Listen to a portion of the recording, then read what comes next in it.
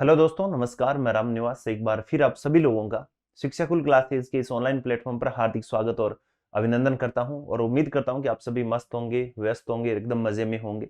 तो दोस्तों, हम पढ़ रहे थे UP police constable test series के रिगार्डिंग हम बात कर रहे थे। यानी हम मैथ्स के टेस्ट यहाँ पर कर रहे थे, जिसके अंदर 30 क्वेश्चन हर सेक्शन में आपको देखने को मिलता है। इससे पहले हम 2 टेस्ट कंप्लीट कर चुके हैं और ये आपका यहाँ पर थर्ड टेस्ट रहने वाला है। काफी अच्छे क्वेश्चन है, मेरे साथ में रेगुलर प्रैक्टिस करते रहिएगा। इससे आपको आइडिया हो जाएगा कि एग्जाम में जो क्वेश्चन है वो किस लेवल के आते हैं और कैसे कैसे क्वेश्चन आपको वहां पर देखने को मिलेंगे। ठीक है, तो उम्मीद करता हूं कि आपको पीछे के भी दोनों टेस्ट के क्वेश्चन आपको पसंद आए होंगे। आपके कुछ क्वेश्चन उस प्रीवियस ईयर एग्जाम में आए हुए क्वेश्चन थे और कुछ नए क्वेश्चन थे जो कि मोस्ट एक्सपेक्टेड क्वेश्चन है, तो आप रेगुलर उनके साथ में प्रैक्टिस करते रहिए। तो चलिए, तो मैं आपको आज 30 क्वेश्चन कंप्लीट करवाने वाला हूं और इन क्वेश्चन को विद कंसेप्ट हम कंप्लीट करेंगे। तो आप मेरे साथ प्रैक्टिस करोगे और वीडियो को आप पॉज करोगे और साथ ही साथ इन क्वेश्चंस को सोल्व करोगे। ठीक है, चलिए। इससे पहले मैं आप लोगों को बताना चाहूंगा थॉट ऑफ द डे, जैसा कि हमारा हर सेशन से पहले रहता है कि भाई आज की जो थॉट है ना बहुत इंपॉर्टेंट है। ठीक है, आग लगाने वाली थॉट है। क्या करा है? Success in the business requires training, discipline, hard work. किसी भी बिजनेस में अगर आपको सफल होना है तो हमेशा आपको प्रॉपर उसकी ट्रेनिंग होनी चाहिए। जैसे कि आप कोचिंग क्लासेस में यहाँ पर आप पढ़ रहे हैं, उसके बाद में आपको प्रॉपर डिसिप्लिन यानी आपको रेगुलर एक डेडिकेटेड होकर रेगुलर वे में कंटिन्यूटी के साथ में क्लासेस ज्वाइन करना होता है और hard work in the sense practice आपको करनी होती है। अगर आप ऐसा नहीं करते हैं, but if you are not frightened by these things, the opportunity are just as great today as they ever were. यानी अगर आप ऐसा नहीं करते हैं तो आपके लिए वो अपॉर्चुनिटी, वो जॉब उतनी ही महान है, यानी वो उतने ही अंगूर खट्टे हैं जो पहले थे, है ना। तो इसका मतलब है कि अगर आप चाहते हो उन अंगूर को छूना, उनको खाना, तो आपको भाई मेहनत करनी पड़ेगी और 3 चीज को आपको लेके चलना पड़ेगा, ट्रेनिंग, डिसिप्लिन, हार्ड वर्क। ठीक है, चलिएगा। नेक्स्ट क्वेश्चन हमारे सामने, पहला क्वेश्चन, और ये क्वेश्चन पूछा गया एचसीएफ एलसीएम से क्वेश्चन है। क्वेश्चन के अंदर हमें दिया क्या गया है, सबसे पहले हम ये समझते हैं कि 4y5, 8y15, 2y25 का महत्तम समापवर्त है, यानी एचसीएफ हमें बताना है। What will be the highest common multiple of 4y5, 8y15 and 2y25। देखिए दोस्तों, आपको सबसे पहले एक काम करना होता है कि जैसे मान लीजिए हमारे पास में कोई एक न्यूमरेटर है और एक डिनोमिनेटर है, और हमें अगर मान लो इसे नंबर ऑफ नंबर्स आपके दिए हैं, हमें अगर एलसीएम निकालना होता है इनका, तो हम एलसीएम जब भी निकालेंगे तो हम कह देंगे ऊपर वाले का एलसीएम निकालेंगे, नीचे वालों का एचसीएफ निकाल देंगे। जब भी हमें एचसीएफ निकालना होता है, ऊपर वाले का एचसीएफ निकालेंगे और नीचे वाले का क्या निकाल देंगे? एलसीएम निकालेंगे। जस्ट रिवर्स बातें चलती है, जस्ट अपोजिट पैटर्न यहां पर चलता है। तो भाई आपको यहां पर क्या देखना है कि भाई हमें निकालना है इसका एचसीएफ। तो 4y5, इसके बाद में 8y15, और आप देखिए 2y25 की हम बात करें, 4y5, 8y15, 2y25। तो हमें जब एचसीएफ निकालना है तो आप कहोगे सर एचसीएफ अब निकाल देंगे, ऊपर वाले का तो एचसीएफ कर देंगे, किस किस का? 4, 2 एंड 8 का एचसीएफ निकालना है। ठीक है, 4, 2 और 8 का एचसीएफ निकालना है। उसके बाद में सर हमें एलसीएम निकालना है। एलसीएम किसका निकालना है भाई? 5 का निकालना है, 15 का निकालना है, 25 का निकालना है। क्लियर? तो आप देखिए एचसीएफ ऊपर वाले का कितना आ जाएगा भाई? 2 आ जाएगा। ठीक है भाई, एक हाईएस्ट कॉमन फैक्टर में ऐसा फैक्टर, ऐसी संख्या जो तीनों को डिवाइड कर दे। तो हमने यहां पर देखा कि सर हमारे पास में वो नंबर ऐसा क्या आ जाएगा? 2 आ जाएगा। उसके बाद में नीचे बात करें एलसीएम की, एलसीएम का मतलब वो नंबर जो दिए गए नंबर से कंप्लीटली डिविजिबल हो, देन हमारे पास में कितना आ गया? 25। तो सॉरी 15 का भी जाना चाहिए, 3 भी आएगा इसके साथ में, 75। क्लियर है? तो हमने देखा भाई यहां पर 2y75, ए ऑप्शन आपका करेक्ट आंसर बन जाता है। कौन सा आंसर बन जाता है भाई? ए ऑप्शन आपका करेक्ट आंसर है। ओके, चलिए फटाफट नेक्स्ट क्वेश्चन देखिएगा। ये क्वेश्चन आपके सामने आ जाइए। इस क्वेश्चन में कह रहा किसी आयत को लंबाई, चौड़ाई और चौड़ाई में क्रमशः 20%, 25% की वृद्धि होती है, तो उसके क्षेत्रफल में कितने प्रतिशत की वृद्धि होगी? The length and width of the rectangle are increased by 20%, 25% respectively, by what percent will its area increase? यानी उसका जो एरिया है वो कितने परसेंट से इंक्रीज हो जाएगा। आपको एक चीज यहां पर समझनी होगी कि A इक्वल्स टू कितना हो जाएगा, L इंटू बी। ठीक है, अब आप इसको बढ़ा रहे हो, कितना बढ़ा रहे हो, 20%। तो जब सोचो A% इसमें बढ़ रहा है, B% इसमें बढ़ रहा है, तो ये होता है सक्सेसिव इंक्रीमेंट। तो दोनों केस में हमेशा इंक्रीमेंट ही होगा। कितना, A प्लस बी कर दो प्लस ए बी अपॉन कितना कर दोगे भाई, 100 कर दोगे। आपने कहा सर ये 20 होगा, प्लस में ये कितना होगा, 25 होगा, और यहां पर 20, और ये कितना हो जाएगा आपका 25, और नीचे कितना आ जाएगा आपका 100 आ जाएगा। ठीक है, यहां से इसको कैंसिल आउट कर दो, आपको पता है 50 यानी 5 आ जाएगा। तो 50% का इंक्रीमेंट हमें यहां पर देखने को मिलेगा। कितना भाई, 50% का इंक्रीमेंट। बी ऑप्शन आपका करेक्ट आंसर है। अब इस क्वेश्चन को जैसे चाहो वैसे आप कर सकते हो। नंबर ऑफ मेथड्स होते हैं इस टाइप के क्वेश्चन के करने के, सिंपल टाइप का क्वेश्चन है। चलिए नेक्स्ट क्वेश्चन की बात करते हैं। इसमें कह रहा है कि 30 persons take 10 days to complete work by working 8 hours a day, then 40 persons should work how many hours a day to complete the work in 6 days। 30 व्यक्ति 8 घंटे प्रतिदिन काम करते हुए काम को 10 दिनों में पूरा करते हैं। तो 40 व्यक्ति कितने घंटे प्रतिदिन कार्य करके 6 दिन में काम को पूरा कर देंगे। क्लियर है। तो यहां पर देखिए दिया क्या है आपको कि भाई 30 आदमी है, वो 8 घंटे प्रतिदिन काम करें, इतने दिनों में काम को कर देंगे। एक्चुअली में जो वर्क होता है ना, वो होता है हमेशा main into days into hours. अगर आपको और भी आगे मिनट सेकंड्स दिया तो वो भी आप यहां पर मेंशन कर सकते हैं। हमारे पास में जो सिचुएशन होती है ना, वो सिचुएशन, अच्छा वैसे आपका एमडी भी हो जाता है, वैसे आपका टाइम एंड एफिशिएंसी भी हो जाता है वर्क। तो ये सिचुएशन पर डिपेंड करता है कि अगर हम इंडिविजुअल वन के अकॉर्डिंग करें तो हम इसको कैसे करेंगे। तो यहां पर देखिए 30 आदमी, तो मैं यहां पर सिचुएशन लूंगा M1D1 H1 नीचे W1। तो इनका जो रेशियो है ना वो कांस्टेंट रहेगा W2। 30 आदमी 8 घंटे काम करते हैं और 10 दिनों में काम को कंप्लीट कर देते हैं। काम वही है तो करके उसे 6 दिन में पूर्ण कर देंगे, ऐसा कुछ बोला गया है। इसका मतलब काम सेम काम है तो कोई दिक्कत नहीं है, यहां 1-1 हो जाएगा तो कोई समस्या नहीं है। 40 आदमी उस काम को 6 दिन में करेंगे, कितने घंटे के हिसाब से करेंगे, इसको हमें थोड़ा सा सोल्व कर लेना है। आपने देखा सर 0 से तो 0 कैंसिल आउट हो गया, और 8 से करेंगे 6 4 24 यानी 3 आ जाएगा, और इधर जाएगा तो कितना आ जाएगा, 10 आ जाएगा। तो जो H2 है वो 10 घंटे प्रतिदिन के हिसाब से काम करना पड़ेगा भाई, बताओ 10 घंटे के हिसाब से काम करना पड़ेगा। तो यहां पर हमारा ए ऑप्शन करेक्ट आंसर बन जाता है। कौन सा बन जाता है भाई, ए ऑप्शन आपका राइट आंसर है। तो जितने भी लोग देख रहे हैं, तो आपके लिए सारे क्वेश्चन में अच्छे अच्छे क्वेश्चन लेके आया हूं, आपके एग्जाम के लेवल के क्वेश्चन है। और जब एग्जाम आपका हो उसके बाद में देख लेना कि इस पेपर में और आप जो आया था उस पेपर में कितना फर्क था। ठीक है, तो ज्यादा से ज्यादा अपने दोस्तों के साथ में शेयर करें। A person bot N article for ₹784 which included GST of 12%। what is the price of the article before GST was। एक व्यक्ति ने एक वस्तु 784 रुपए में खरीदी और उसके अंदर 12% जीएसटी थी। ठीक है, तो जीएसटी जोड़ने से पहले वस्तु का मूल्य कितना होगा। सिंपल सा क्वेश्चन है, एकदम आसान क्वेश्चन है। ठीक है, अब सोचो कि जी 784 है, इसके अंदर 12% ऑलरेडी है, इसका मतलब जो इनिशियल चीज होती है ना वो हमेशा 100% होती है, और उसमें जब 12% जुड़ जाता है तो अब वो 112% होगी। भाई बात तो सिंपल सी है। तो आपने कहा सर 112% है, इसकी वैल्यू कितनी हो जाएगी, 784। 1% की वैल्यू कितनी हो जाएगी, 784, और नीचे कितना आ जाएगा, 112। क्लियर, यहां से कैंसिल आउट करोगे तो वैल्यू कितनी आ जाएगी, 7 आ जाएगी। यहां से मुझे इनिशियल वैल्यू चाहिए तो 100% मुझे निकालना है। 100% के लिए आपने क्या किया, 7 मल्टीप्लाई बाई 100, कितना हो जाएगा भाई, 700। कितना आ जाएगा, 700। डी ऑप्शन आपका करेक्ट आंसर बन जाएगा।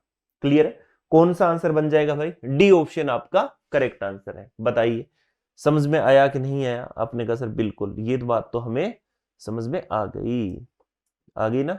चलिए नेक्स्ट हम बात करते हैं। If 10 men and 20 boy can make 260 mat in 20 days, then how many mats will be made by 8 men and 8 boys in 20 days। अगर 10 आदमी और 20 लड़के 20 दिनों में 260 चटाई बना सकते हैं, तो 8 आदमी और 8 लड़के मिलकर 20 दिनों में कितनी चटाई बनाएंगे, ये क्वेश्चन आप लोगों को बताना है। ठीक है, और मेरे हिसाब से तो बहुत सिंपल क्वेश्चन है यार, बहुत सिंपल। कैसे करोगे भाई? आप कहोगे सर इससे हम थोड़ी एफिशिएंसी निकाल लें। कैसे? काम एक्चुअल में क्या होता है, काम देखिए, काम एक्चुअल में 10 आदमी कर रहे हैं, 20 दिन में कर रहे हैं, ठीक है, और चटाई कितनी बना रहे हैं? 260। ये काम है, M1 D1 W1 वो वाली सिचुएशन है यहाँ।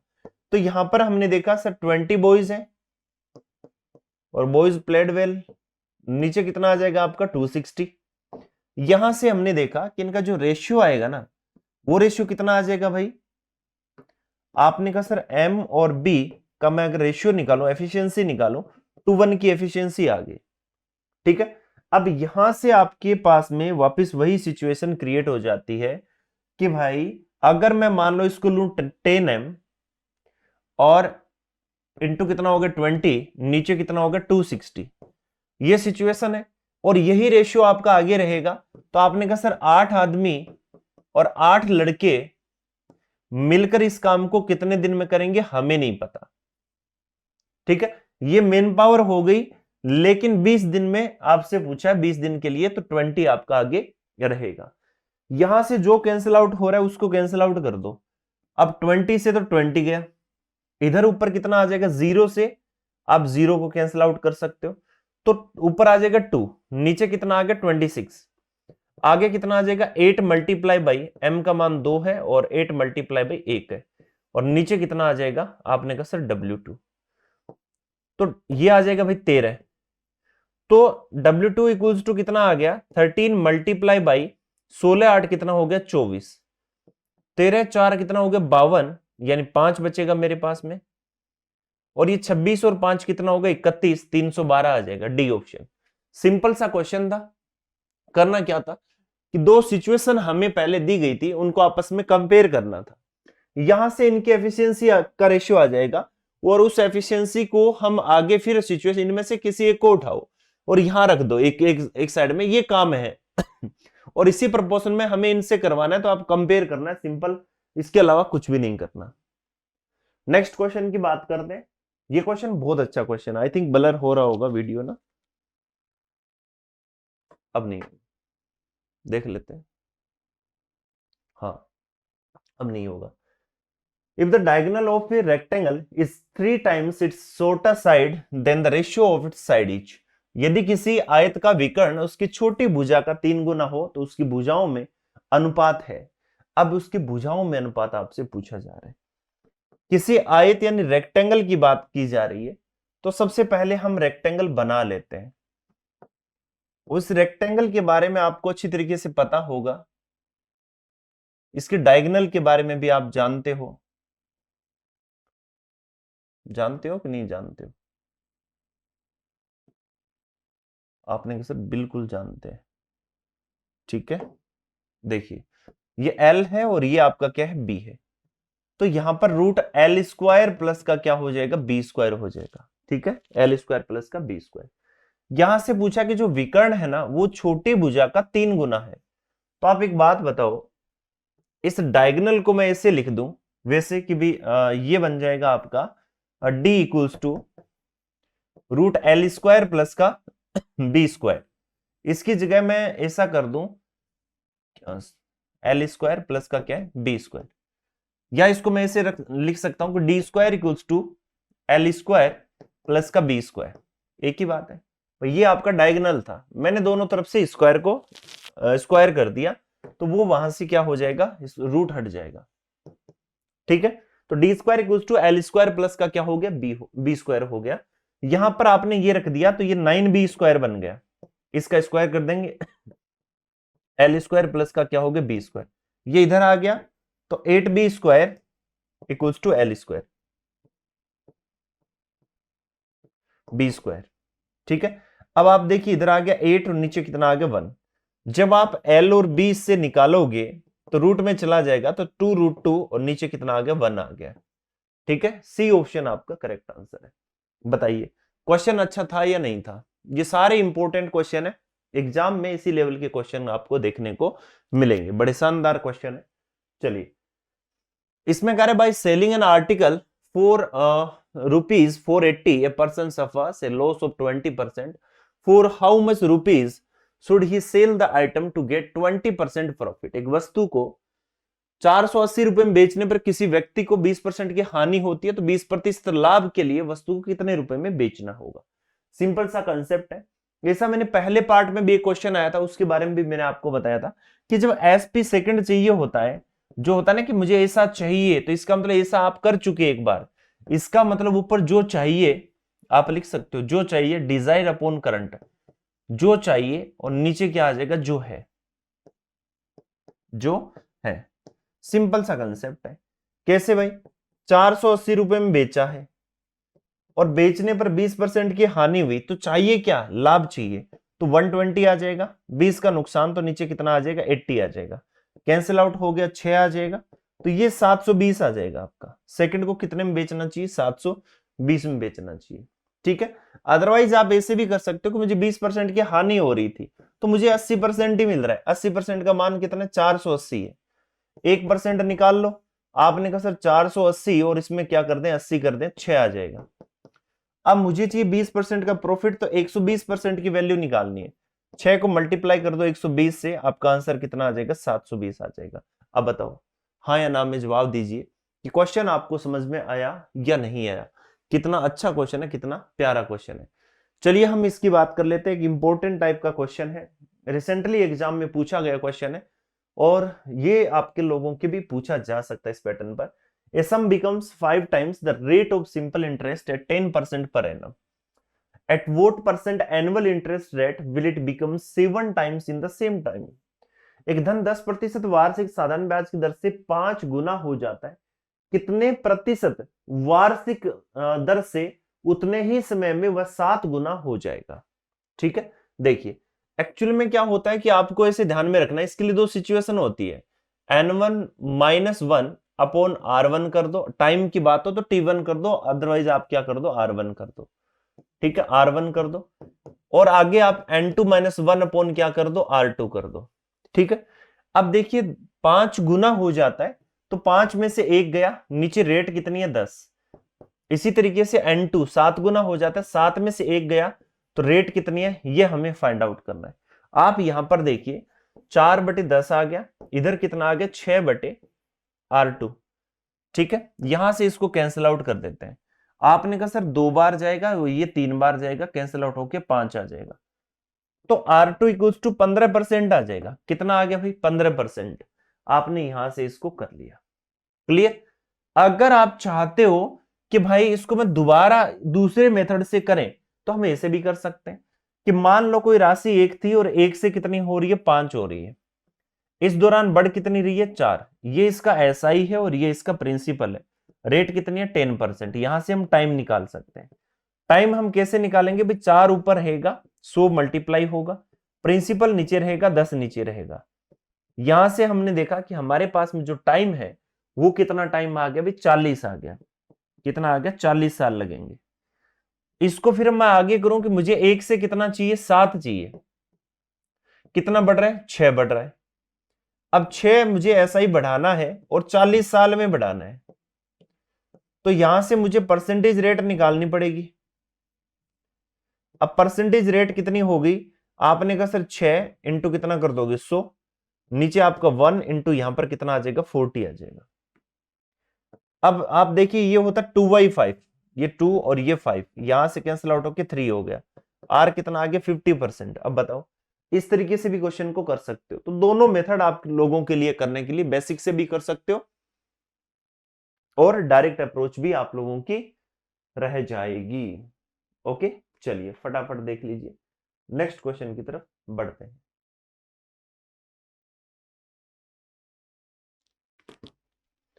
इसमें कह रहा है, if the area of the base of a cone increased by 100%, then volume is decreased bye.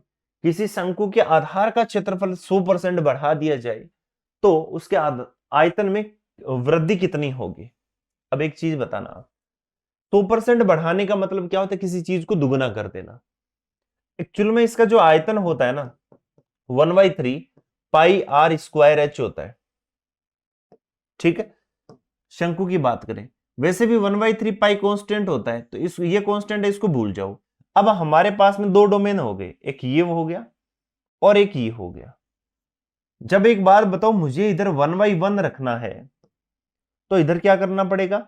आपने कहा सर या अच्छा 1/1 रखना है और ये एक से बढ़कर एरिया 2 हो रहा है, तो मुझे अच्छा आयतन में क्या, तो ऊंचाई क्या रहेगी? सेम। ऊंचाई के बारे में कुछ नहीं बोला, ऊंचाई आपकी सेम रहेगी, इसको 1/1।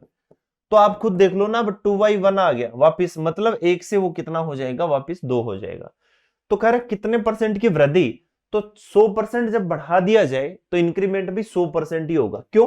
क्योंकि डायरेक्टली प्रोपोर्शनल है, वॉल्यूम है, अब एरिया के क्या हो गया? डायरेक्टली प्रोपोर्शनल हो गया। तो अगर ये 100% इंक्रीज हो रहा है, तो यहां भी 100% का क्या होगा?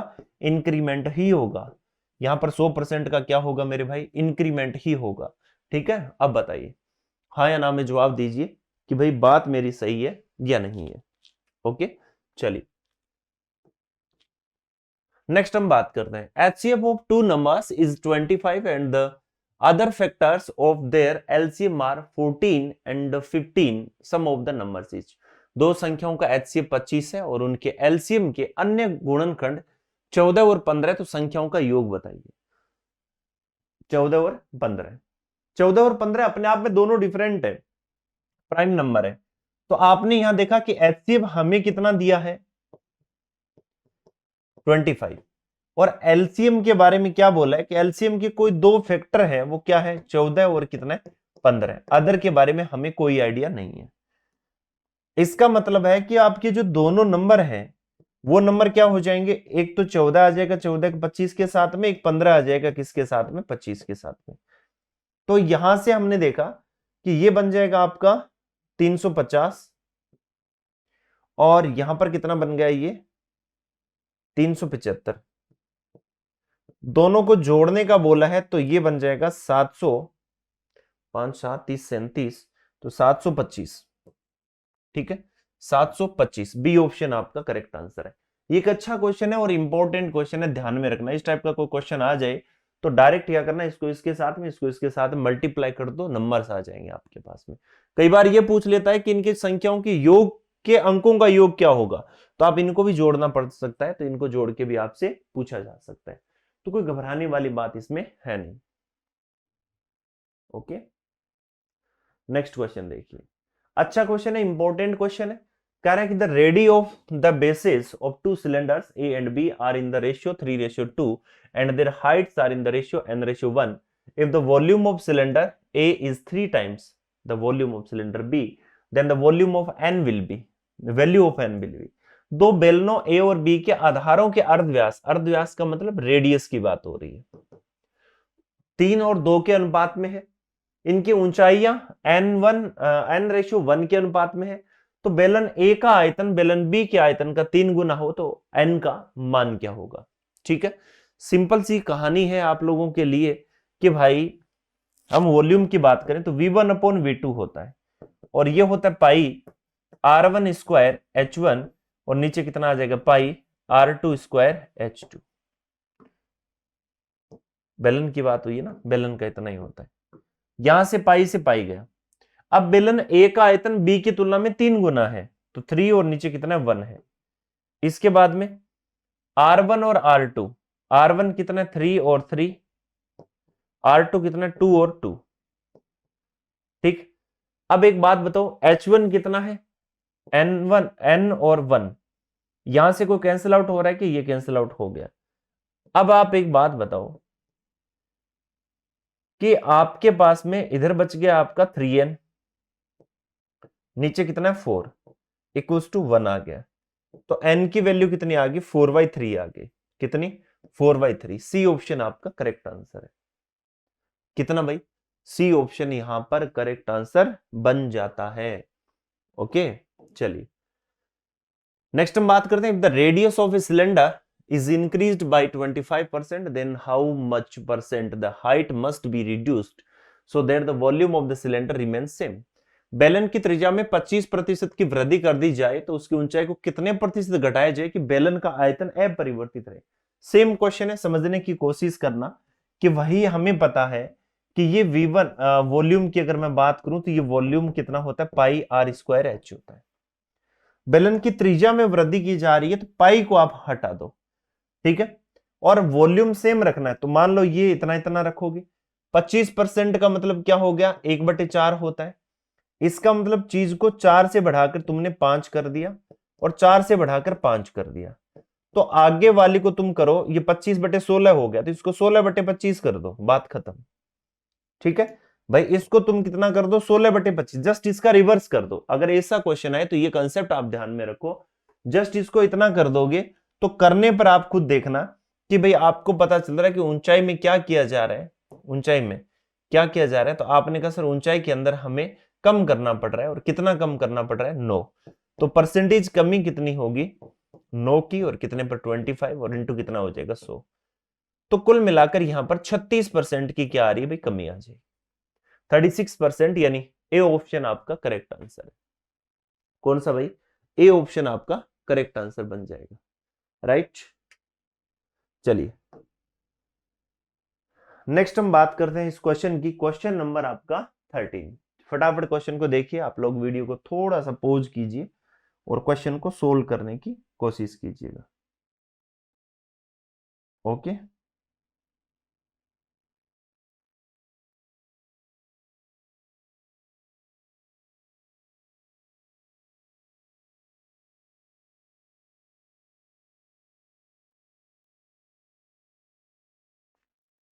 क्वेश्चन बोला है, late m be a 3-digit natural number such that the sum of the digits is 18 and the product of the digit is 0, then which of the following is not true। मान लीजिए किसी m एक 3 अंकों की प्राकृतिक संख्या है और जिसके अंकों का योग 18 है, अंकों का गुणनफल कितना है, 0 यानी 0 है। तो निम्नलिखित में से कौन सा सत्य नहीं है, यह चीज आपको बतानी है। 3 अंकों की एक संख्या है जिसके अंकों का योग 18 है और इनका मल्टीपल 0 है। तो मल्टीपल 0 कब होगा कि या तो मैं ऐसा करूं, एक को मैं 9 ले लूं, एक को 5 ले लूं, अब एक को हाईएस्ट में 8 ले लूं, तो मुझे 18 बनाना है इसको कैसे भी करके। मल्टीप्लाई करूं तो ये कितना बन जाएगा भाई, यहां से अगर मैं मल्टीप्लाई करूं तो ये 0 बनेगा क्या, नहीं बनेगा।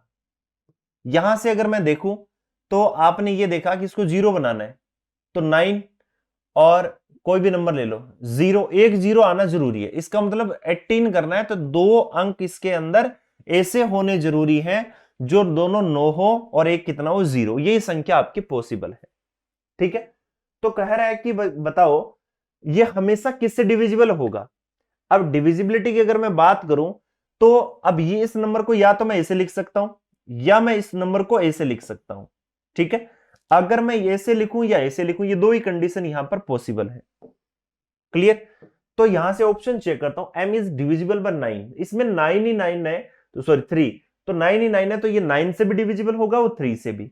तो ये यहां से डिविजिबल बाय 9 और डिविजिबल बाय 3, ये ऑप्शन तो सही है, यहां तक ये सही है। इधर m is divisible by 10, it is divisible by 101, या तो 10 से या 101 से। यहां 10 से है और यहां 101 से है, तो ये बात भी क्या है, सही है। इधर m इज ओड और डिविजिबल बाय 11, अगर ये ओड होता है यहां पर ये, तो ये आपका क्या होगा, 11 से होगा। ये कह रहा है कि ये किससे डिविजिबल होगा, 11 से, ओड और डिविजिबल बाय 11। तो ओड भी है और क्या डिविजिबल बाय 11 भी हो सकता है। यहां पर देखिए डिविजिबल बाय 11 या तो ओड है या फिर डिविजिबल बाय 11, ये बात भी सही है। कह रहा है कि एक 13 से, तो 13 से तो ये डिविजिबल, ये कह रहा है कि डिविजिबल बाय 13, ठीक है, श्योर कह रहा है 13, तो 13 से डिविजिबल हो ऐसा कोई जरूरी नहीं है, ये गलत है। इसका मतलब डी ऑप्शन हमारा करेक्ट आंसर बन जाएगा। कौन सा भाई, डी ऑप्शन आपका करेक्ट आंसर है। बताइए, इतने सिंपल और आसान आसान क्वेश्चन है जो मैं आप लोगों के लिए स्पेशल लेके आया हूं, ताकि आप लोग इनकी प्रैक्टिस करो, आपको एग्जाम का लेवल पता चले और आपको पता चले कि पेपर में हमें करना कैसे होता है। चलिए नेक्स्ट क्वेश्चन की बात करते हैं।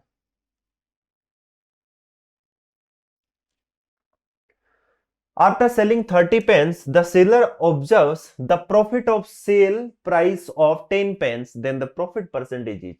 यदि एक विक्रेता को 30 कलम बेचने के बाद 10 कलमों के विक्रय मूल्य का लाभ होता है, तो लाभ का प्रतिशत क्या होगा यह आपको बताना है। सिंपल सी बात है, 30 कलम बेची जाती है और विक्रय मूल्य के बराबर, अच्छा तो एसपी क्या होगा आपको पता है, सीपी प्लस क्या होता है, प्रॉफिट होता है कि नहीं होता, आपने कहा बिल्कुल। 30 कलम को बेचा है तो आप यहां पर लिख लो 30 कलम को हमने बेच दिया। जब 30 को बेचा तो 30 ही खरीदी होगी, है ना। प्रॉफिट किसके बराबर हो रहा है, 10 कलमों के एसपी के बराबर प्रॉफिट हो रहा है। एसपी इधर आ जाएगा। अब 20 एसपी इक्वल्स टू कितना हो गया, 30 सीपी। तो सीपी अपॉन एसपी की अगर हम बात करें तो हमारे पास में कितना आ गया, 20 अपॉन 30 आ जाएगा। अब 2 रुपए की चीज को 3 रुपए में बेची जा रही है, एक का फायदा हो गया, 2 पर फायदा हो गया, तो परसेंटेज प्रॉफिट कितना हो गया, आपने कहा सर 1 का और 2 पर इंटू क्या कर दिया 100, मेरे पास 50% आ जाएगा। B option correct answer. दूसरा तरीका इसको करने का हमारे पास में क्या है, हम ऐसा कर सकते हैं कि भाई भाई भाई ये क्या है, मान लो इसका एसपी करें तो एक वस्तु का 1 रुपए एसपी है तो 30 कलम का कितना होगा, 30 रुपए। ठीक, प्रॉफिट कितना हो रहा है, 10 कलम के एसपी के बराबर, तो 10 हो जाएगा। तो सीपी कितना हो जाएगा, आपने कहा सर 30 में से 10 गया तो 20 आ जाएगा। अब सोचो इस पर फायदा कमाया जा रहा है तो इंटू हम 100 कर देंगे, बात खत्म, 50% आंसर। बताओ, इससे सिंपल और आसान क्वेश्चन कोई है इस दुनिया में? यही सबसे सिंपल है और यही सबसे सरल है। ओके चलिए, बोल रहे 3 numbers are in the ratio 3, 4 and 5 and their HCF and LCM are 40, 24, 100 and respectively, then the largest number is, तीन संख्याओं का अनुपात इतना है और उनके HCF और LCM क्रमशः इतने इतने, तो उनमें सबसे बड़ी संख्या क्या होगी, खत्म बात। आपने कहा सर कैसे, आप यहां पर देखिए ये 3, 4 और 5 है, जब भी रेशियो दिया गया हो और HCF दिया हो तो HCF हमें कितना दिया 40, आपको डायरेक्ट इससे मल्टीप्लाई कर दो, बस बात खत्म, यहीं पर ही मामला खत्म हो जाता है। ठीक है, तो कितना बन जाएगा भाई आपका 200। अदर नंबर क्या होंगे, इनको भी मल्टीप्लाई कर दो, 160 बनेंगे, इसको भी मल्टीप्लाई कर दो तो 120 बनेगा। ठीक है, तो इसके अकॉर्डिंग आप इसको कर सकते हो। और वैसे भी हम क्या करते हैं कि एलसीएम की जब बात करते हैं तो एलसीएम में हमेशा क्या होता है, हम एचसीएफ को लेके चलते हैं और बाकी इनका जो रेशियो है इससे मल्टीप्लाई करते हैं। तो एलसीएम हमारा कितना था 2400। ठीक है, और यहां हम इसको किससे मल्टीप्लाई कर दें भाई, डिवाइड कर दें 40 से, तो ये आ जाएगा 60। इनसे भी कितना आ रहा है 60 आ रहा है। बात बराबर आ रही है कि नहीं आ रही है, तो बात वही है, एक ही बात को इसने अलग अलग वे में बोलना चाहा है, लेकिन हम गुमराह होने वाले नहीं है। A and B running in the opposite direction on a circular track with 66 km per hour and 22 km per hour. Sorry. ठीक है, ये भी पेन भी घूमने लग गया। 22 km per hour respectively when they will meet first time anywhere on the track if they start running same time and the radius of the circular track is 7 km. A और B एक वृत्ताकार track पर क्रम से 66 kilometre प्रति घंटा और 22 kilometre प्रति घंटा गति से विपरीत दिशा में दौड़ रहे हैं। यदि वे एक ही समय पर दौड़ना शुरू करते हैं और वृत्ताकार ट्रैक की त्रिज्या 7 किलोमीटर है तो किसी ट्रैक पर पहली बार वो कब मिलेंगे। देखिए क्वेश्चन बहुत ही आसान क्वेश्चन है। इसके अंदर क्या कह रहा है कि ए और बी ऐसे दौड़ना शुरू कर रहे हैं, ये ए है और ये इधर आपका क्या है बी है। ठीक, अब ए दौड़ रहा है 66 kph के हिसाब से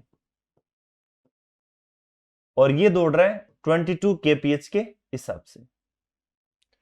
यहां से आपने देखा कि भाई वृत्ताकार ट्रैक की त्रिज्या कितनी है 7 किलोमीटर, कितनी है 7 किलोमीटर। तो ट्रैक पर पहली बार कब मिलेंगे, तो टाइम जब निकाला जाता है ना, टाइम हमेशा डिस्टेंस अपॉन क्या होता है, स्पीड होता है। और स्पीड भी कौन सी, रिलेटिव स्पीड होता है।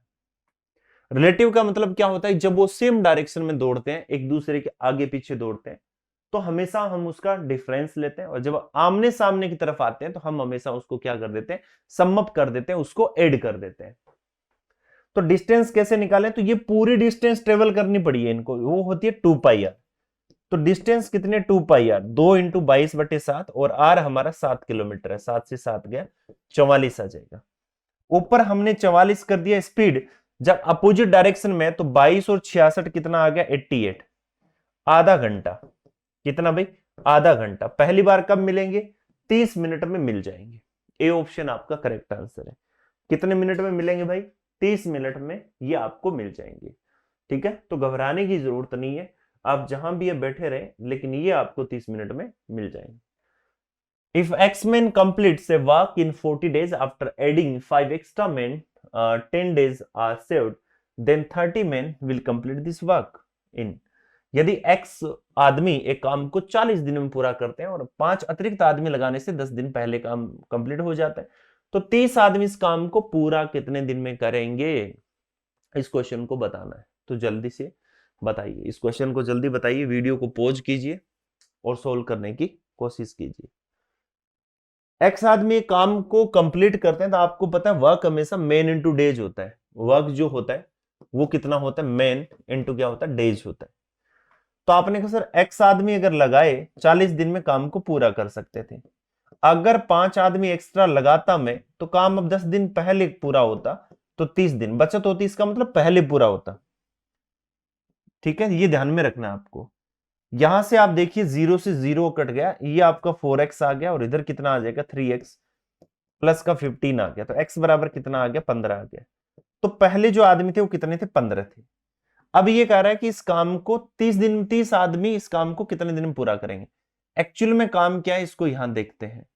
15 आदमी 40 दिन में काम को करेंगे, करते हैं, तो 30 आदमी इस काम को कितने दिन में करेंगे, ये हमें यहां क्या करना है, फाइंड आउट करना है।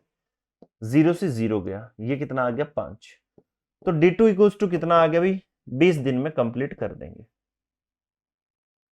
कितने दिन में, 20 दिन में। सी ऑप्शन आपका करेक्ट आंसर है। कौन सा भाई, सी ऑप्शन करेक्ट आंसर हो जाएगा। चलिए फटाफट इस क्वेश्चन को देख लीजिए। नेक्स्ट क्वेश्चन की बात करते हैं। A train of length 140 meter is running at the speed of 60 km/h and the cat is running in the same direction parallel to the train at the speed of 18 km/h. The train will cross the cat.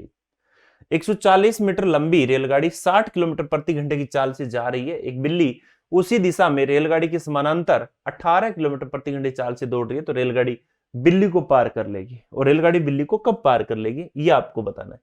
देखिए जब भी train किसी बिल्ली को, आदमी को, पेड़ को अगर इसे क्रॉस करे, तो हमेशा ध्यान में रखना जो लेंथ, जो डिस्टेंस होती है ना, वो उसकी लेंथ को ही लेते हैं, और ये इसकी स्पीड है और ये उसी डायरेक्शन में जा रही है, तो रिलेटिव स्पीड आ जाएगी।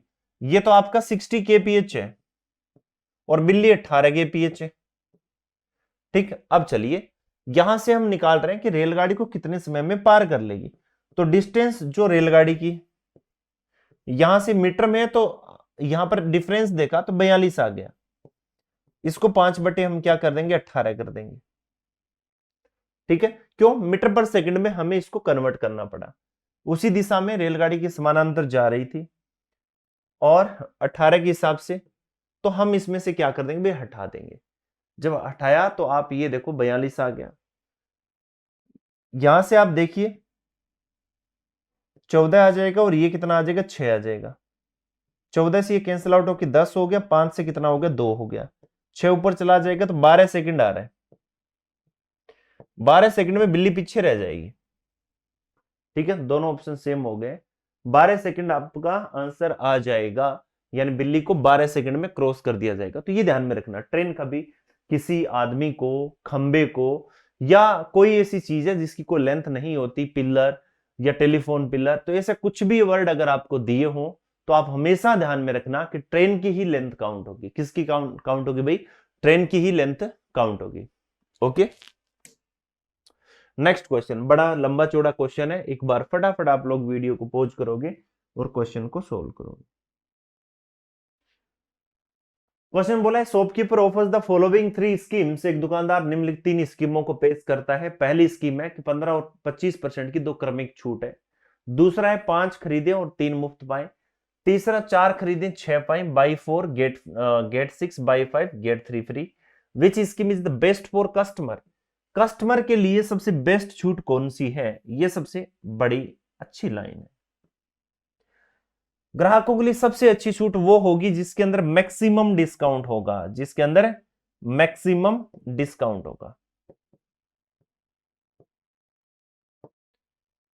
अब आपने कहा सर कैसे निकालेंगे? तो 15 और 25 की दो छूट है, तो हमेशा ध्यान में रखना है कि 15 और प्लस 25 माइनस 15 इंटू 25 और नीचे कितना कर देंगे 100। ये फॉर्मूला होता है a plus B minus A B upon 100। ठीक है, इसके अकॉर्डिंग हम इसको कर सकते हैं। क्लियर है? कॉल वाले परेशान कर लेते हैं भाई। तो ये कितना हो गया भी टोटल आपका 40 माइनस 375 और 100 तो 3.75, तो यहां पर 46.25 आ जाएगा। बताओ 46.25। अब 5 खरीदे और 3 मुफ्त पाए। देखो तुम 5 देखो समझना बात को, buy 5 get 3 free and buy 4 get 6 फर्क होता है इन चीज में। कैसे? 5 खरीदो 3 मुफ्त पाओ, तो दुकानदार की तरफ से कितनी गई 8, फ्री कितनी है 3, मतलब 5 तुम खरीद रहे हो, 3 दुकानदार अपनी मर्जी से खुश होकर आप लोगों को दे रहा है। तो आपने यहां पर क्या कर दिया कि सर 3 मिल रही है आउट ऑफ 8 इंटू कितना कर दिया 100, 37.5% आ जाएगा। इसी तरीके से यहां पर बात करें, 4 खरीदे 6 पाए तो 2 फ्री है, कितने पर 6 पर, इंटू कितना कर दिया 100, तो 33 से ही 1/3% आ गया। तो सबसे ज्यादा कहां मिल रहा है भाई? सॉरी, अरे 36 था, कितना था 36 था। तो सबसे ज्यादा कौन से में मिल रहा है? तो आपने कहा सर ज्यादा तो स्कीम सेकंड में मिल रहा है, तो second scheme is the best scheme for the customer. और अगर पूछे दुकानदार के लिए बेस्ट कौन सी है, तो दुकानदार के लिए वो बेस्ट है जिसमें दुकानदार उसको कम में ही भेज दे घर। इसका मतलब यह है कि scheme third scheme for shopkeeper. ठीक है, ये कस्टमर के लिए है और ये आपके शॉपकीपर के लिए बेस्ट है। ये आपको ध्यान में रखना है। तो फटाफट स्क्रीनशॉट ले लीजिए। नेक्स्ट क्वेश्चन पर आ जाते हैं। सेम क्वेश्चन आपका प्रॉफिट लॉस और डिस्काउंट से पूछा गया है। After giving to successive discount of 30% and 40% on the mark price, an article is sold for 420. Find the mark price of the article. अंकित मूल्य पर 30% और 40% की दो क्रमागत छूट देने के बाद वस्तु को 420 रुपए में बेचा जाता है, तो वस्तु का अंकित मूल्य ज्ञात कीजिए। अंकित मूल्य पर इतनी इतनी छूट देके बेचा जा रहा है, ठीक है, इतने में बेचा जा रहा है। इसका मतलब यह है कि सारा मामला पहले चीज x रुपए की थी, तुमने 100 रुपए की चीज को 70 में बेच दिया, और फिर तुमने 100 रुपए की चीज को 60 में बेच दिया, कम कर दिया मैंने करके 420 कर दिया। यहां से आप देखो कि 0 से 0 आपके गए और 6 7 कितना हो गया 42 या 10 आ जाएगा। तो x की वैल्यू आपके सामने 1000 आ जाएगी। चीज कितने की थी? 1000 रुपए की थी। सी ऑप्शन आपका करेक्ट आंसर है। तो ऐसे क्वेश्चंस को हम विद इन सेकंड कर सकते हैं। इन क्वेश्चंस में ज्यादा कुछ नहीं है, एकदम आसान और सिंपल क्वेश्चन है। ठीक है, चलिए फटाफट देखते रहिए।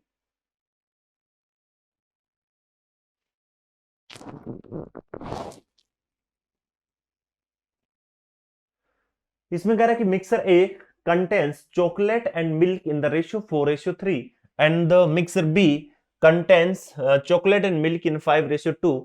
A and B are taken in the ratio 5:6 and the mixed to form a new mixer. The percentage of chocolate in the new mixer is closest to. मिश्रण A में चॉकलेट और दूध का अनुपात 4:3 है और मिश्रण B में चॉकलेट और दूध का अनुपात 5:2 है। तो A और B को 5 और 6 के अनुपात में लिया जाता है, तो नया मिश्रण बनाने के लिए मिलाया जाता है। तो चॉकलेट में मिश्रण में चॉकलेट का निकटतम प्रतिशत क्या होगा? बात को समझना। ए और बी है, इसके अंदर इतना मिक्सचर है और इसके अंदर इतना मिक्सचर है। मान लो हमारे पास में एक ए है, इसमें आपको चॉकलेट और दूध की बात हो रही है, और यहां भी जो बी है उसके अंदर भी चॉकलेट और दूध की बात हो रही है, और यहां भी चॉकलेट और मिल्क की बात हो रही है। यहां पर पहले रेशियो था 4:3 और यहां पर रेशियो कितना था 5:2। अब है क्या, इसको जब मिलाया जाता है और किस रेशियो में 5 और 6 के अनुपात में, कहने का मतलब है किसी कंटेनर में मिलाया जा रहा है और इस कंटेनर में आपको चॉकलेट और मिल्क का रेशियो निकालना है और इनका जो अनुपात है वो कितना होगा भाई, ये फाइंड आउट करना है और 5 और 6 के अनुपात में मिलाए। तो सबसे पहले ऐसा क्वेश्चन आ जाए तो आपको करना क्या है, ठीक है, इस चीज को समझना बहुत जरूरी है। तो आपको सबसे पहला काम चेक करना है, इनका सम 7 आ रहा है, इधर का भी 7 आ रहा है, कोई दिक्कत नहीं। अब हम आगे बढ़ सकते हैं। अब देखिए जो पहले वाले से आएगा, चॉकलेट को चॉकलेट में मिलाओ, 4 को लेके आओ, 5 से मल्टीप्लाई करो करो, क्योंकि ये 5 बार है और ये 6 बार है, तो 4 5 बार आएगा, तो 4 इंटू 5 होगा, प्लस इधर से 5 आएगा 6 बार, 5 इंटू कितना होगा 6, रेशियो 3 आएगा अब 5 बार, तो 3 इंटू कितना है 5, प्लस 2 आएगा 6 बार, 6 50 आ जाएगा, यहां 15 और 12 कितना आ गया 27। आपसे पूछा है चॉकलेट का यहां पर टोटल कितना होगा, तो 77 है टोटल। तो चॉकलेट कितना है भाई 50, कितने में से आउट ऑफ 77 और इंटू कितना आ जाएगा 100। यहां से मैं कैंसिल आउट करूं तो आप खुद देखो कि ये वैल्यू कितनी आ जाएगी। अगर मैं इसको 7 मान के चलूं, ऑप्शन थोड़े दूर दूर है, ठीक है, अगर मैं इसको 7 से कैंसिल आउट कर दूं तो ये 11 आ जाएगा। तो मेरे हिसाब से जो वैल्यू देखो थोड़ा सा कम लिया मैंने, हल्का सा कम लिया है, तो 1% की वैल्यू आएगी जिसको मैं बढ़ा दूंगा, ठीक है, क्योंकि 1/77 है ना, तो ये 1 एंड 23/77 और इंक्रीज कर दूंगा मैं इसमें, तो ये आ जाएगा 9 से 1/11, तो 63 से ही 7/11 है, तो मैं इसको 64 से ही कर दूंगा, ठीक है, लगभग 64 से ही, मान लो 7/11% के नियर अबाउट इसको कर दिया, लगभग ये आ रहा है। इसका मतलब ये वैल्यू किसके क्लोजेस्ट जा रही है, डी ऑप्शन के, तो डी ऑप्शन आपका करेक्ट आंसर हो जाता है। बाकी आप इसको देख लेना, मल्टीप्लाई कर लेना, आपकी अपने आप वैल्यू पता चल जाएगी। Okay, next question. Ramesh started a business investing a sum of 40,000. 6 months later, Kevin joined by investing 20,000. If they make a profit of 10,000 at the end of the year, how much is the share of the Kevin? Ramesh ने 40,000 की राशि का व्यवसाय शुरू किया और 6 महीने बाद केविन 20,000 निवेश करके शामिल हो गया। यदि वे वर्ष के अंत में 10,000 का लाभ कमाते हैं तो केविन का हिस्सा क्या होगा? सिंपल सा क्वेश्चन है। रमेश और केविन ने शुरू किया काम धंधा और इसके अंदर क्या होगा कि रमेश को ने 40,000 लगाए और इसने 20,000 रुपए लगाए। ये कैपिटल की बात हो रही है। तो यहां से हमने देखा कि 2 और 1 का रेशियो आ गया। यदि वे वर्ष में 10,000 का लाभ कमाते हैं और 6 महीने बाद निवेश करके वो क्या हो गया शामिल, इसका मतलब ये 12 महीने रहा और ये 6 महीने ही रहा। तो यहां से हमने देखा कि ओवरऑल अगर बात करूं तो 4 और 1 का रेशियो आएगा और यहां पर यही आपका प्रॉफिट का रेशियो बन गया क्योंकि और कुछ हमें दिया ही नहीं है। तो आपसे पूछा केविन का हिस्सा, तो केविन 1 आउट ऑफ कितना 5 और यहां पर कितना 10,000, तो भाई 2,000 रुपए केविन कमा रहा है। केविन कितने कमा रहा है? 2,000 रुपए कमा रहा है। ए ऑप्शन आपका करेक्ट आंसर है। कौन सा भाई? ए ऑप्शन करेक्ट आंसर है। ठीक है, नेक्स्ट क्वेश्चन की बात करते हैं। इसमें आपसे बोला क्या गया? आपसे बोला है ये है कि दो संख्याएं 7 और 5 के अनुपात में है, दोनों में से 40 घटाने पर यह अनुपात 27 और 17 हो जाता है। इन दोनों संख्याओं का योग ज्ञात कीजिए। Two numbers are in the ratio 7:5 on diminishing each of them by 40, the ratio becomes 27 and 17. The sum of the number is, कह रहा है कि दो संख्या 7 और 5 के अनुपात में है और इसमें से तुम क्या कर दो 40 घटा दो।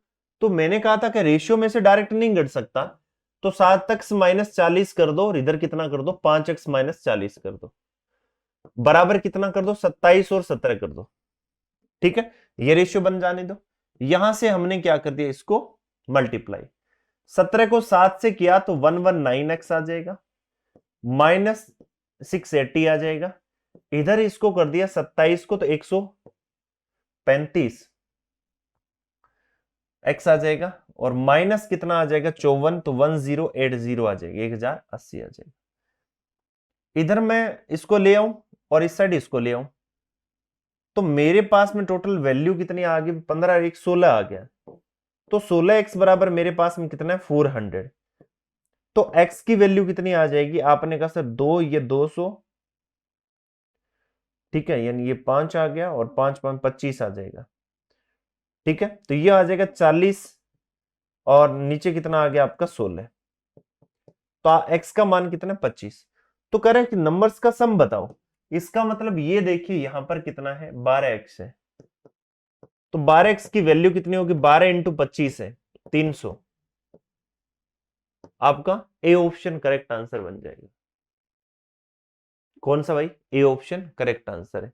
वैसे भी ध्यान रखो दोनों को रेशियो को जोड़ो कितना आ रहा है 15 आ रहा है। 15 आ रहा है इसका मतलब इसके अंदर 3 और 5 दोनों का होगा। 3 का इसमें नहीं जा रहा, 3 का इसमें नहीं जा रहा, तो इन दोनों में से कोई एक होगा। ठीक है, तो इस तरीके से आप क्वेश्चन को कर सकते हैं। नेक्स्ट हम आगे बढ़ते हैं इस क्वेश्चन की तरफ। इंपॉर्टेंट क्वेश्चन है, और इंपॉर्टेंट ही नहीं वेरी वेरी इंपॉर्टेंट क्वेश्चन है। ठीक है, सिर्फ इंपॉर्टेंट से काम नहीं चलता। ए और बी की जो मासिक आय का अनुपात है वो 11 और 13 है, और उनका खर्चे का अनुपात कितना है 9। आगे पीछे हो गया, खर्चे का अनुपात कितना 9 और 11 है। यदि वे दोनों 4,000 रुपए प्रति माह बचाने में सफल हो जाते हैं, उनकी आय में अंतर ज्ञात करें, मासिक अंतर। The ratio of the monthly income of the A and B 11 and 13। The ratio of their expenditure 9:11. If the both of them manage to save 4,000 per month, then find the difference in their income। देखिए ए और B की अगर मैं बात करूं, ये ए है और ये आपका क्या है बी है। इनकम की अगर हम बात करें तो इनकम का यहां पर कितना बन जाता है, आपने कहा सर 11 और कितना बन जाएगा भाई 13 बन जाएगा। एक्सपेंडिचर की अगर मैं बात करूं तो एक्सपेंडिचर कितना आ जाएगा, आपने कहा सर 9 और कितना बन जाएगा 11 बन जाएगा। सेविंग दोनों कितनी हो रही है, सेविंग आपने कहा सर ये बन जाता है आपका 4,000। ऐसा क्वेश्चन आए तो जो मैं बता रहा हूं इस तरीके से करोगे तो आपके लिए बहुत ही बेस्ट रहेगा, बहुत ज्यादा बेस्ट रहेगा। आपको सर मजा आ गया वास्तव में। इनको मल्टीप्लाई कर दो, रेशियो को 121 और इसको मल्टीप्लाई कर दो। ठीक है, तो आपने कहा सर 121 और ये कितना बन जाएगा 117। अंतर कितना आ गया 4 का। आगे चलो, इनका डिफरेंस लो 36 और ये कितना हो गया 44। 8,000 कितना आ गया 8,000। बात को समझते रहना, ये कितना है 8,000। एक की वैल्यू कितनी है 2,000। आपसे पूछा इनका डिफरेंस बताओ, डिफरेंस कितने का है 2 का डिफरेंस है इनके बीच में। तो डिफरेंस आपका देखा कि दोनों के बीच में कितना है 2 का, तो 2 की वैल्यू कितनी हो जाएगी 2 इंटू 2,000। आंसर कितना आ जाएगा 4,000। ए ऑप्शन आपका करेक्ट आंसर है। अब बताइए हाँ या ना में जवाब दीजिए कि क्वेश्चन समझ में आया या नहीं आया। ठीक है, ये तो बहुत इजी क्वेश्चन है। A man is driving to his workplace at 5/8 of his usual speed. He reaches his workplace 36 minutes late. What is his usual time of travel? एक व्यक्ति अपने कार्यस्थल की ओर अपनी सामान्य गति से 5/8 भाग से गाड़ी चला रहा था। वह अपने कार्यस्थल पर 36 मिनट देरी से पहुंचता है, तो उसकी यात्रा का सामान्य समय। इस टाइप का क्वेश्चन मैंने पीछे के सेट में भी आप लोगों को करवाया था, थोड़ा सा समझने की कोशिश करें। व्यक्ति अगर ओल्ड और न्यू की अगर मैं बात करूं तो दो ही सिचुएशन मेरे पास में राइज होती है, एक स्पीड और एक इसका टाइम। आप यहां पर देखिए कि 5/8 से वो जा रहा है, ये इसकी ओल्ड है स्पीड, और यहां पर इसकी स्पीड है वो क्या है न्यू है। तो मान लो पहले 8 से जा रहा था, आजकल वो 5 किलोमीटर प्रति घंटे से, टाइम पहले कम लगेगा आजकल ज्यादा लगेगा। टाइम कितना ज्यादा लग रहा है, आपने कहा सर 3 ज्यादा लग रहा है। 3 का मतलब कितना है, तो आपने कहा सर 3 का मतलब है 36 मिनट, 36 मिनट। एक का मतलब कितना हो जाएगा 12 मिनट। एक का मतलब 12 मिनट है, तो सामान्य समय कितना लगता था 5। तो यहां पर आ जाइए, 5 को मल्टीप्लाई कर दो 12 से, तो ये कितना हो जाएगा भाई 60 हो जाएगा, 60 मिनट। इसका मतलब है 1 घंटे का टाइम लगेगा, घंटे में बात करें। ठीक है, अगर घंटे में बात करें 1 घंटे का टाइम लगेगा। ऑप्शन ए आपका करेक्ट आंसर बन जाएगा। क्लियर है? फटाफट क्वेश्चन को देखिए और समझिए। नेक्स्ट क्वेश्चन की बात करते हैं। A man takes 12 minutes to cover a certain distance at a speed of 8 km per hour. If he walk at the speed of 12 km per hour, how long will it take to cover the same distance. एक व्यक्ति की निश्चित दूरी को 8 kilometre प्रति घंटे की गति से तय करने में कितना टाइम लेता है? 12 मिनट का। यदि वह 12 किलोमीटर प्रति घंटे से गति से चलता है तो दूरी को तय करने में कितना समय लेगा? आपने देखा 8 किलोमीटर प्रति घंटे, एक्चुअल में क्या होता है? डिस्टेंस क्या होती है? Speed into time. दोनों ही केस में डिस्टेंस क्या है? सेम। तो स्पीड अगर 8 किलोमीटर प्रति घंटा है तो 12 मिनट का टाइम ले रहा है, तो 12 बटे क्या कर दो भाई, इसको घंटे में बदलो 60। इस तरीके से 12 किलोमीटर प्रति घंटे से जा रहा है तो उसको कितना टाइम लगेगा, इसको मैं x मान लू। अब 12 से 12 गया, ठीक। और यहां से पूछा है कि कितना टाइम लगेगा, तो पहले बात तो ये घंटे में आएगा हमारा। तो अगर मैं इसको 2 लूं 4 से तो ये 15 आ जाएगा। तो x की जो वैल्यू है वो 15 बटे कितना आ गई भाई? 2 आ गई। ठीक है, यहां से 8 किलोमीटर प्रति घंटे गति से 12 मिनट का समय लेता है। ठीक है, यदि वह 12 किलोमीटर प्रति घंटे गति से चले तो उसी दूरी को तय करने में कितना समय लेगा? क्लियर? तो ये 8 किलोमीटर प्रति घंटे से 12 मिनट में जा रहा है, तो 12 बटे 60 कर दिया मैंने। और यहां पर कितना आ जाएगा भाई? 12 किलोमीटर प्रति घंटे से ये जा रहा है, तो ये भी हमारा कितना हो जाएगा? ठीक है, इसको डायरेक्ट ऐसे कर लो ना, इतना करने की जरूरत ही नहीं है। इसको भी मिनट ले आओ, डायरेक्ट वैल्यू आ जाएगी हमारी x की वैल्यू। ठीक है, आपने देखा 12 से 12 गया, तो x की वैल्यू कितनी आ गई आपके पास में? 8 आ जाएगी। सिंपल सी बात है कि आप यहीं देख लो ना इसको, कि भाई 12 स्पीड थी, 8 स्पीड थी और 12 टाइम था। हम रेशियो देख लेते हैं, यहां पर 2 और 3 का रेशियो आ रहा है। तो सिंपल सी बात है, तुम 12 कर दोगे इसको तो इसका मतलब यहां तो 8 होना पड़ेगा, वापस 3 और 2, क्योंकि इनका मल्टीप्लाई करने पर कितना आ रहा है? 6। इसका मतलब आपका सी ऑप्शन आंसर आ जाएगा। अब तो 8 मिनट ही लगेगी। कितने मिनट लगेगी? मात्र 8 मिनट आपको लगने वाली है। ओके, चलिए question number 27। A cylinder of height 8 cm and the radius 6 cm is melted and converted into 3 cones of the same radius and height that of cylinder. Determine the total curved surface area of the cones. ऊंचाई 8 centimetre और त्रिज्या 6 centimetre वाले एक बेलन को पिघलाया जाता है और बेलन की समान त्रिज्या और ऊंचाई के 3 शंकुओं में परिवर्तित किया जाता है, तो शंकुओं का कुल वक्र पृष्ठीय क्षेत्रफल ज्ञात कीजिए। शंकुओं की बात हो रही है। यहां से हमने देखा कि बेलन को पिघलाया जा रहा है, तो बेलन कितना होगा? 22/7। वॉल्यूम इक्वल होगा इंटू आर स्क्वायर, तो 6 इंटू 6 और इंटू 8 आ जाएगा। प्लस में 3 शंकुओं में, तो कह रहा है कि बेलन की समान त्रिज्या और ऊंचाई के 3 शंकुओं में परिवर्तित किया जाता है। ठीक है, तो यहां से ये क्या पूछना चाह रहा है भाई? एक बेलन को पिघलाया जाता है और 3 शंकुओं में परिवर्तित किया जाता है, तो संख्या भी हमें इसने दे दी। 3 cones converted into 3 cones of same radius and the height that of the cylinder. तो शंकुओं का कुल पृष्ठीय क्षेत्रफल, तो शंकुओं का कुल पृष्ठीय क्षेत्रफल तो हम ऐसे ही निकाल देंगे। आपको पता है कुल वक्र पृष्ठीय क्षेत्रफल इसका होता है पाई आर एल। ठीक है, और इससे वैसे भी आपको पता है, एक अगर मैं बात करूं, इसका जो सिलेंडर है ना, सिलेंडर बेलन, इसका वॉल्यूम और कोन का वॉल्यूम रेशियो कितना होता है? 3 और 1 का रेशियो होता है। तो तुम इसके एक से ये 3 बना सकते हो, कोई दिक्कत नहीं है। तो यहां पर तो सेम आ रहा है, कुछ फाइंड आउट ही नहीं करवाना चाह रहा है। तो यहां से हमने देखा कि कोन बनाओ, हमने कोन बनाया, ये लो एक शंकु बनाया, और इस शंकु में सब कुछ सेम रेडियस है। ये इसकी क्या है? हाइट है। ये इसकी क्या है? हाइट है। अब यहां से हाइट में 8 है और रेडियस कितनी? 6, तो ये 10 आ जाएगा। एल का मान 10 है, तो तीनों का पूछ रहा है, तीनों का, तो 3 इंटू, अब 1/3 पाई आर स्क्वायर एच होता है, ये कैंसिल आउट हो गया। पाई का पाई है, आर कितना है आपका? 6 इंटू 6, और ऊंचाई कितनी आ जाएगी आपकी? 10 आ जाएगी। तो कुल मिला के 60 पाई आपका आंसर आ रहा है। कितना आ रहा है भाई? 60 पाई आंसर आ रहा है। ठीक है, आर स्क्वायर और एल आपका आ जाएगा। सॉरी, ये हमें क्या निकालना था? वक्र पृष्ठीय क्षेत्रफल। अपने वॉल्यूम निकाल लिया क्या? पाई आर एल, पाई आर और एल। ठीक है, तो यहां से देखिए पाई का तो पाई रहेगा, आर कितना है आपने कहा सर? 6, और एल कितना है? सॉरी 10। ऊंचाई तो कितनी थी? 8 थी।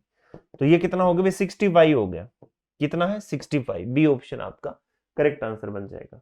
चलिए कह रहा है कि what is the length of the longest and rod that can be placed in room of dimension 12 metre 9 metre and 8 metre, 12 metre into 9 metre into 8 metre की विमाओं वाले कमरे में रखी जा सकने वाली सबसे लंबी छड़ की लंबाई क्या होगी। ठीक है, अब ये हमें फाइंड आउट करना है। एक्चुअली में क्या होगा, ये घनाभ की बात हो रही है और इसका डायगोनल कभी भी निकालना हो तो L square plus B square plus का क्या होता है एच स्क्वायर होता है। यहां से आप देखिए कि जब भी डायगोनल निकालो आप 12 का स्क्वायर करो प्लस 9 का स्क्वायर करो प्लस 6 का स्क्वायर करो, ये कितना हो गया भाई 144 प्लस कितना 81 और प्लस कितना 36। आप खुद देखिएगा ये वैल्यू कितनी बन गई 225। ठीक है भाई, यहां पर आपने देखा 144 है और 81 है और 36 है। आपने कहा सर ये वैल्यू आपकी बन जाती है 11 और 15 और ये कितना बन जाएगा आपका टोटल आपका कितना था, ये 12 और 13 14 और ये 15 और ये कितना हो गया आपका 16, 261 के लगभग। ठीक है 12 9 और 81 सॉरी 8, 12 9 8 है, ये 6 नहीं है 8 है, तभी मैं सोच रहा हूं कि गड़बड़ कैसे है। अब आ जाएगा, अब आप यहां पर देखिए ये आ जाएगा 289 और 289 किसका होता है, आपने कहा सर 17 का होता है। भाई बी ऑप्शन आपका करेक्ट आंसर है। ठीक है, कौन सा हो जाएगा, बी ऑप्शन आपका करेक्ट आंसर है। चलिए नेक्स्ट आपसे पूछता find the area of the rhombus whose diagonals are 16 and 20। एक समचतुर्भुज के विकर्ण इतने इतने समचतुर्भुज का क्षेत्रफल। हमेशा ध्यान में रखिए रोम्बस की जब भी बात है तो हमेशा विकर्णों का क्या होता है गुणनफल d1 इंटू d2। तो यहां से ये कितना बन जाएगा भाई, आपने कहा सर हाफ, ये 16 है और ये कितना आपका 20 है, कैंसिल आउट कर दो कितना है 10 है, 160 आ जाएगा सेंटीमीटर स्क्वायर। सी ऑप्शन आपका करेक्ट आंसर है। कौन सा भाई, सी ऑप्शन आपका करेक्ट और एकदम सही उत्तर हो जाएगा। क्लियर। चलिए नेक्स्ट क्वेश्चन की बात करते हैं, बड़ा सिंपल क्वेश्चन है, ऐसा ही से ये पूछा गया क्वेश्चन है, एकदम आसान सा क्वेश्चन है। In how many years the simple interest received on a principal of ₹6,000 lent at 5% per annum will be equal to the simple interest received on the principal of 2,000 lent for 30 years at the rate of 4% per annum। 5% वार्षिक दर से उधार दी गई 6,000 रुपए की राशि पर साधारण ब्याज कितने वर्षों में 4% वार्षिक दर से 30 वर्षों के लिए उधार देगी 2,000 रुपए की राशि के से प्राप्त साधारण ब्याज के बराबर होगा। एसआई की बात हो रही है। एसआई सिंपल इंटरेस्ट हमेशा क्या होता है, पीआरटी अपॉन 100 होता है। कितना भाई, पीआरटी अपॉन कितना हो जाता है 100 हो जाता है। यहां से आप बात करोगे तो आपने कहा सर 6,000 5% के हिसाब से कितने टाइम में हमें नहीं पता, और नीचे कितना आ जाएगा 100, ये किसके बराबर है 2,000 कितने में 30 साल में 4% के हिसाब से 30 साल में 4% के हिसाब से, और नीचे कितना आ जाएगा आपका 100 आ जाएगा। यहां से ये कैंसिल आउट, ये कैंसिल आउट होके कितना हो गया 3 हो गया, ये कैंसिल आउट होके कितना हो गया आपका 10 हो गया, और ये कैंसिल आउट होके 2 हो गया। तो टाइम कितना आ जाएगा भाई 8 साल आ जाएगा। बोलिए बताइए समझ में आया या नहीं आया। ओके, एकदम सिंपल सा क्वेश्चन है, इजी क्वेश्चन है।